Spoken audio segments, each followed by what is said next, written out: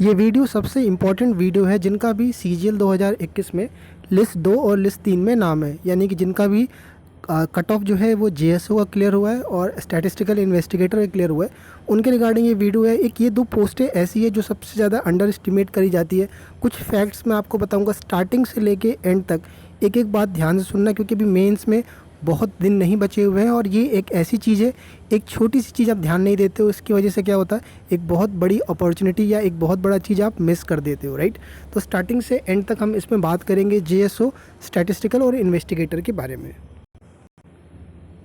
सबसे पहले मैं आपको बता दूं कि जो जेएसओ वाला यानी जो लिस्ट 2 है आपका, उसके लिए कंफ्यूज रहते हैं कई सारे नए कैंडिडेट हैं कि सर इसकी एलिजिबिलिटी क्राइटेरिया है क्या, मतलब कौन से लोग इसके एलिजिबल है। हमने टिक तो कर दिया है, तो क्या हम इसके लिए एलिजिबल हैं। सबसे पहली चीज़ इसकी एलिजिबिलिटी जान लीजिए आप कि इसके लिए पहली चीज़ आपका जो दिया हुआ है नोटिफिकेशन में यहाँ पर साफ साफ कि ग्रेजुएशन में आपका, अगर आपने ग्रेजुएशन किया हुआ है और उसमें किसी भी एक साल में आपने एक स्टैटिस्टिक्स नाम का सब्जेक्ट पढ़ा हुआ है, तो अगर आपका ईयरली बेसिस पर है तो ईयरली बेसिस में किसी भी एक साल में स्टैटिस्टिक्स अगर आपका एक सब्जेक्ट रहा है, जैसे बीएससी लोग करते हैं स्टैटिस्टिक्स में, तो अगर आपका एक सब्जेक्ट रहा है, लिखा हुआ, अगर मार्कशीट में छपा हुआ है वो चीज़, अच्छा आगे पीछे स्टैट के साथ कुछ लिखा हुआ है, बिजनेस वर्ड लगा हुआ है तो भी चलेगा, लेकिन एक स्टैटिस्टिक्स लिखा हुआ ज़रूरी है।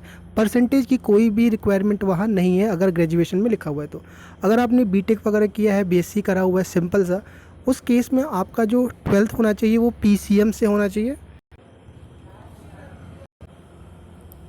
और पीसीएम में आपका जो मैथ्स है उसमें 60% या उससे ज़्यादा नंबर, 60% भी है, 100 में से पेपर अगर आपका है तो 60 नंबर या 60 नंबर से ज़्यादा है तो आप इसके लिए एलिजिबल हो। ग्रेजुएशन आप किसी से भी किए हो, कोई मैटर नहीं करता।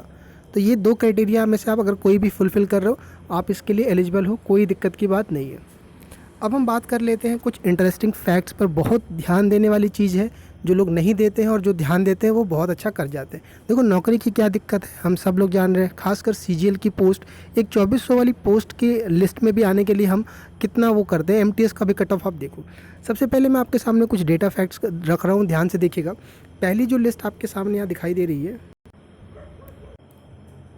ये सीजीएल 2018 का फाइनल रिजल्ट है, फाइनल राइट अप है आपका, यानी इस कट ऑफ पर लोगों को पोस्ट मिली है। C32 जो कोड होता है वो जेएसओ का कोड होता है। यहाँ पर ये वैकेंसी लिखी हुई है।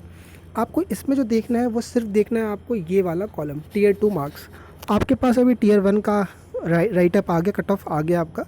अब आपके पास टीयर 2 बचा हुआ है। टीयर 2 में हम बात करेंगे किस किस चीज़ की, मैथ्स की, इंग्लिश की, जेएसओ वाली पेपर की और डिस्क्रिप्टिव की, यानी कुल मिलाकर के आपका अभी 200 200 200 तीन पेपर तो हो गए आपके, ये मैथ्स, इंग्लिश और स्टैटिस्टिक्स का जो पेपर होगा आपका, एंड एक 100 नंबर का आपका जो डिस्क्रिप्टिव वाला होगा वो।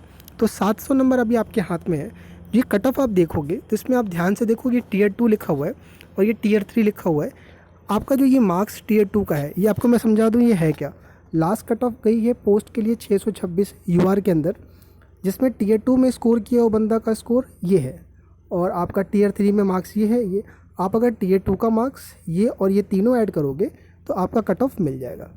अब आपको इसमें जो देखने वाली बात है इंटरेस्टिंग वाली, अगर आप 388 वाला मार्क्स देखो यूआर का, तो इसमें आपका मैथ्स, इंग्लिश और 200 नंबर का जो जेएसओ वाला पेपर है वो इंक्लूड करके, यानी 600 में से अगर किसी ने 388 नंबर ला दिया तो उसका जेएसओ वाला पोस्ट कंफर्म हो गया। अब सवाल ये उठता है कि 388 ले आया है तो यार ये भी तो इतना आसान नंबर नहीं है। अब मैं बात कर लेता हूँ कि जो 200 नंबर का जेएसओ का पेपर है उसमें मिनिमम आपको 60 नंबर लाने होते हैं जनरल के लिए, और SC ST के लिए 40 नंबर और OBC के लिए 50 नंबर चाहिए कम से कम।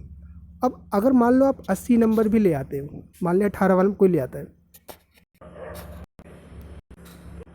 तो आप देखोगे कि 308 नंबर के आसपास उसको चाहिए था केवल मेंस के अंदर। अब आप कहोगे कि 400 का तो मेंस होता है मैथ्स और इंग्लिश का, उसमें से भी 308 भी बहुत लग रहा है। आपको बता दूं 18 वाले में नॉर्मलाइजेशन था मेंस के पेपर में, जिसमें मैथ्स में और इंग्लिश में दोनों में मार्क्स आपके बढ़ते हैं। आप मान के चलो कम से कम 20-25 नंबर तो मैथ्स में बढ़े थे आपके, और इंग्लिश में भी 15 से 20 नंबर का इंक्रीमेंट देखा गया था। तो कुल मिलाकर अगर 50 नंबर भी लगा लेते हैं तो 250 नंबर यूआर के अंदर 260 भी मान लो आप कि अगर कोई रॉ स्कोर करता है, क्योंकि अभी आपका मेंस में केवल रॉ स्कोर ही चलेगा, नॉर्मलाइज नहीं रहेगा। और अब तो कट ऑफ आई है वो काफ़ी कम है, आपका जो देखोगे टीयर 1 का, और अभी CGL 2020 में भी जो आपका बिना नॉर्मलाइजेशन किया हुआ है उसमें भी कट ऑफ काफ़ी कम है, राइट।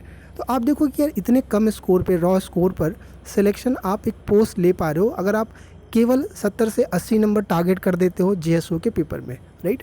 अब हम बात करते हैं कि अगर हम ये नहीं लेते हैं, मान लो अगर ये नहीं ऑप्ट करते हो आप, और सपोज़ करो कोई 308 नंबर ले आता है, राइट, तो हो सकता है कि आपका जो लास्ट कट ऑफ जाता है ना, हो क्या सकता है, यही होता है कि आप लास्ट कट ऑफ जो 24 होके जाती है वहाँ भी आप मिस कर जाते हो, और आप इसको अगर टारगेट कर देते हो तो अभी मैं आगे और डेटा आपको दिखा रहा हूँ। आप कहोगे यार ये तो सही बात है, हम इस पर फोकस नहीं करते, क्योंकि हम ज़्यादातर जो भीड़ रहती है वो टूटी रहती है कि यार 4600 एक्साइज ले ले, ये ले ले, वो ठीक है, लेकिन अगर आपके पास जॉब नहीं है, आप कई अटैम्प्ट मार चुके हो और पहला दूसरा अटैम्प्ट भी है आपके पास, तो एक ऐसी पोस्ट है जो 4200 ग्रेड पे की लेना अगर हम देखा जाए तो कई लोग डर में बना रहता है कि क्या पता हम 4600 के लिए नहीं हो पाए, या हम ओवर एज हो चुके, क्योंकि इसका एज का भी फैक्टर बहुत अच्छा है कि 32 साल एज तक दे सकते हो आप।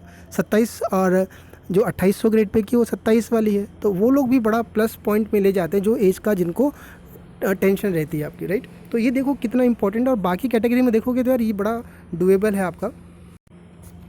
सेम काम आप देखो 19 वाले में जो नॉर्म, देखो 19 का डेटा आप थोड़ा सा अवॉइड कर सकते हो। रीज़न उसका ये है कि नॉर्मलाइजेशन जो हुआ था वो बड़ा बेतुका तरीके से हुआ था, एक शिफ्ट में लोगों के 200 में 200 भी आ गए थे। अगर आपने 19 का पेपर दिया है CGL का, आप पूरी कहानी जान रहे होगे, लेकिन अगर आप नहीं दिए होगे तो थोड़ा सा आपको ये डेटा परेशान कर सकता है।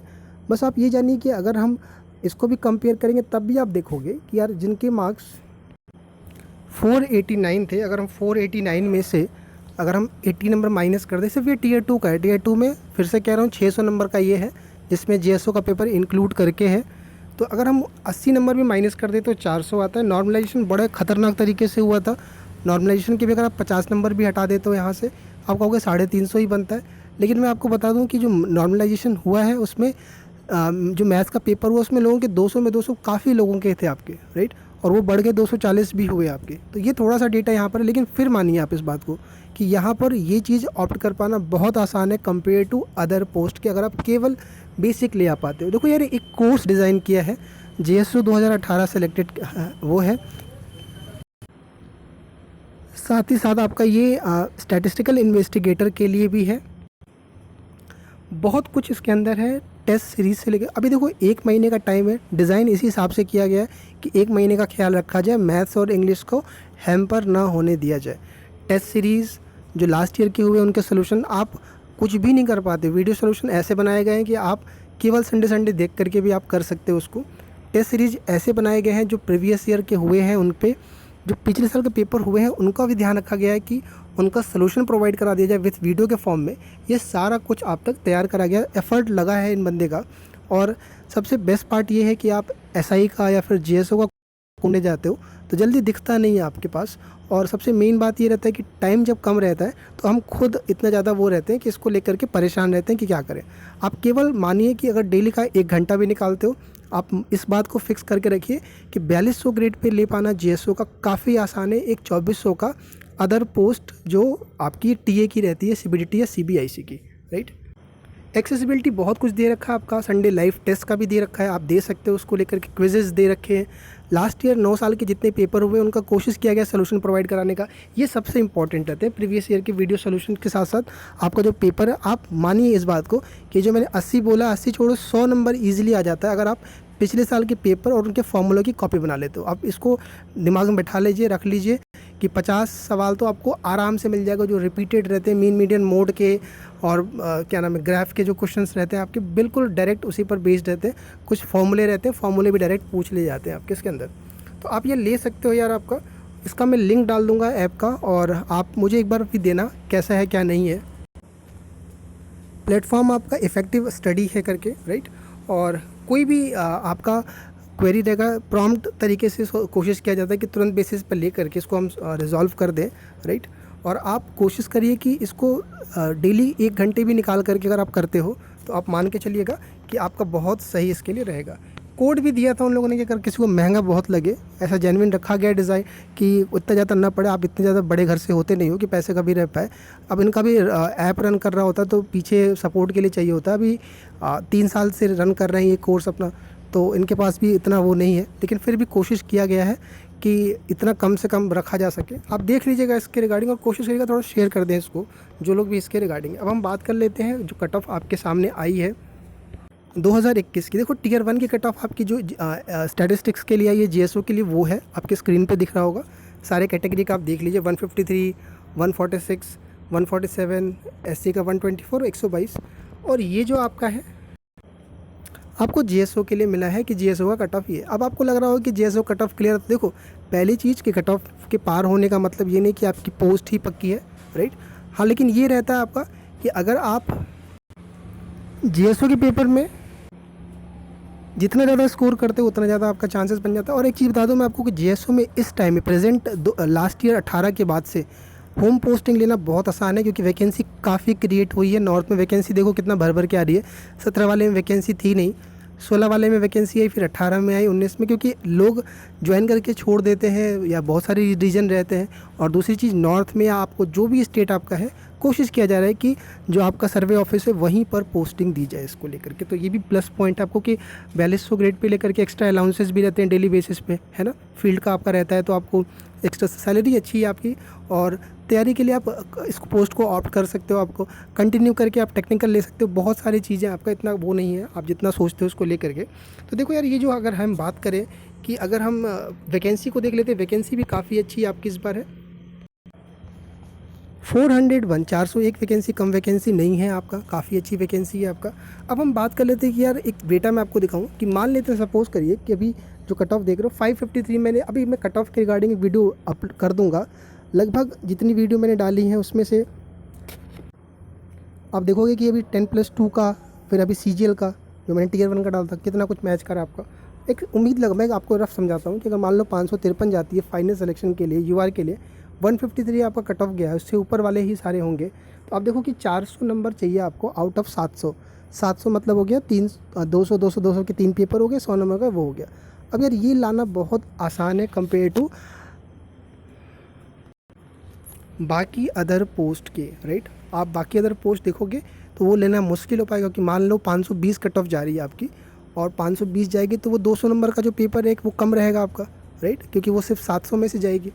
तो ये लेना बहुत आसान है। अब आप खुद अंदाज़ा लगा सकते हो कि 60 नंबर का तो आपका डिस्क्रिप्टिव हो गया, 60 नंबर तो आपके उसी में आ गए, क्या नाम है,